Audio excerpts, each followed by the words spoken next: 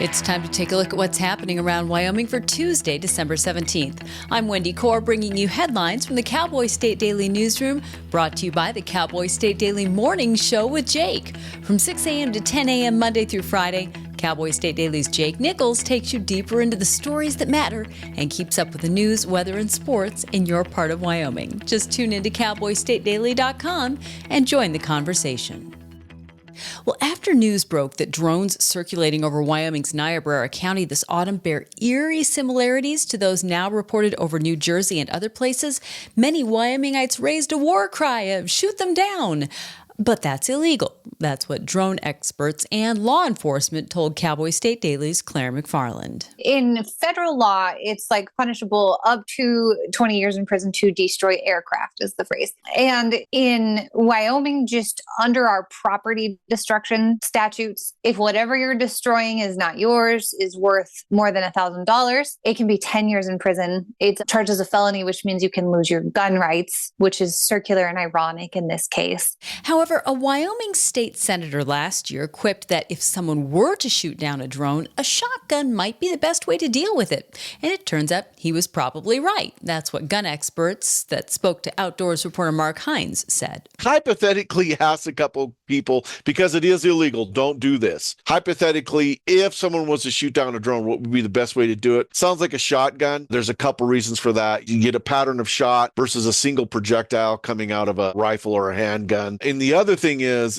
that if you fire a rifle or a handgun into the air, you're asking for trouble, because these rifle bullets out of some calibers, they'll go 5 miles and you are liable for every shot fired. So if a shotgun is the best choice in this purely hypothetical scenario, what's the best ammunition?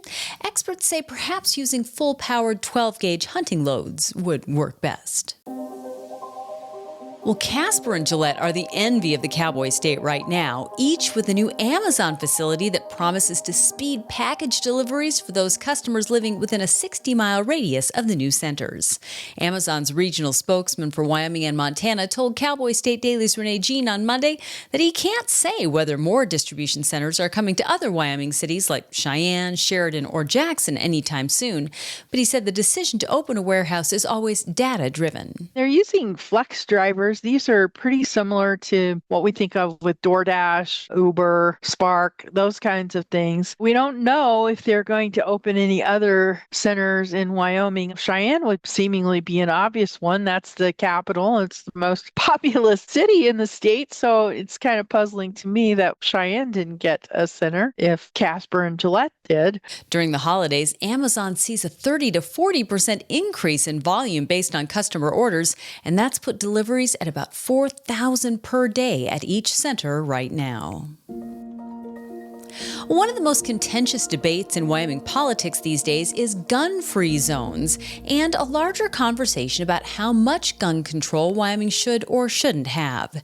State Senator Ed Cooper of 10 Sleep has introduced a bill for the upcoming session that he said would bridge a middle ground between people who do and don't want a ban on gun-free zones in Wyoming. That's according to Cowboy State Daily's Leo Wolfson. What the bill does is it allows people to have an avenue to carry firearms in public school grounds, which doesn't currently exist in Wyoming. What I found interesting about this is that people on both sides of the issue are already opposing Cooper's bill. State Representative Jeremy Haroldson, who brought the gun-free zones bill last year, does not support Cooper's bill. And then on the other side, the Wyoming chapter of Moms Demand Action also said they do not expect to support Cooper's bill either because they believe it supersedes local control. The bill, Senate File 37, would only apply to schools and, as currently written, only K-12 institutions.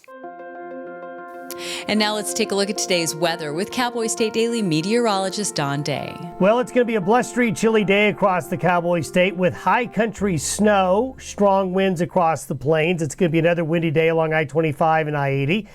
While it'll be the mountains that get the bulk of the snow today, there'll be some snow showers out on the plains here and there, enough to make roads and highways a little bit slick, but it'll be the mountain passes that'll be the travel concern today. We'll see a cool, breezy day on Wednesday, and the weather pattern, at least for Wednesday and Thursday statewide, will settle down a bit before northern Wyoming is clipped by a little bit of a front late Thursday. You can get Don's full forecast on the Cowboy State Daily website. I'll be back in just 15 seconds with more news. Open enrollment is here. Discover a range of low-cost plans from Blue Cross Blue Shield of Wyoming. Shop now to find the best option for you. Online, in town, in touch. We're right around the corner. Blue Cross Blue Shield of Wyoming. What's your plan? America's national bird, the bald eagle, is doing exceptionally well across Wyoming and the West, but wind turbines and other hazards have left golden eagles struggling.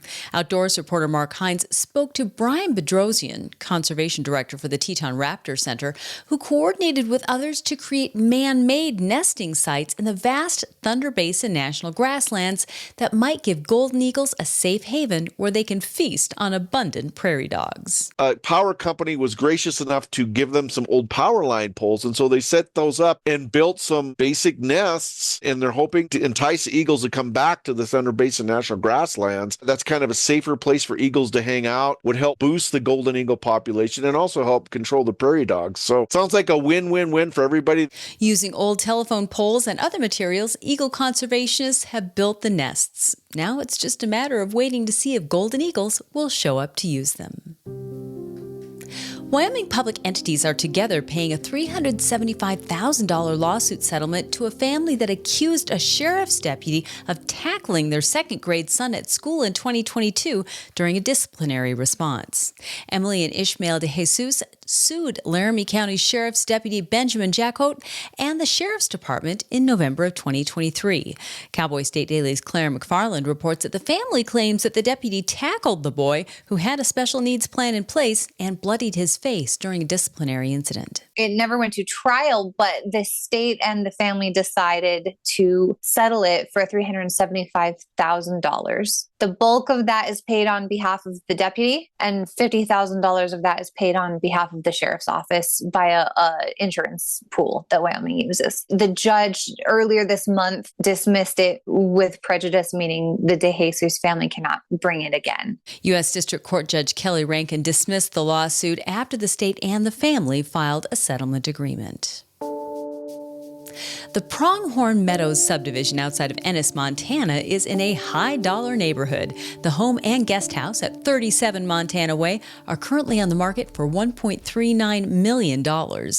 But Cowboy State Daily's David Madison reports that the glossy real estate sales materials have left out some details about how this comfortable residence became the scene of an infamous drug and firearms bust less than 2 years ago, and the starting point of a fugitive's attempted escape from justice. What seemed like a low-level burglary into these storage units around Bozeman and Ennis, Montana, actually turned into quite a find for law enforcement when they showed up in an upscale neighborhood outside of Ennis, recovered more than 50 firearms, 2 pounds of meth, and put Jason Michael Hoover into custody. Well, he posts bail, and then he goes on the lam for 6 months. And when he's caught, he allegedly gets a real beatdown from the bounty hunters. He tried to sue for damages, but in the end, he pled guilty to drug charges and now will be in federal prison for 12 years. In sentencing documents, there are details about how 47-year-old Hoover started using meth at age 13.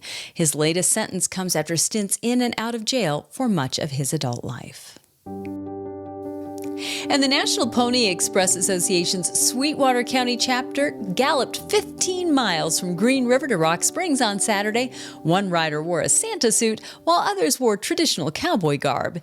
And inside the 4 official Pony Express mochilas and additional saddlebags were 625 Christmas cards, official mail that carried a special Pony Express imprint.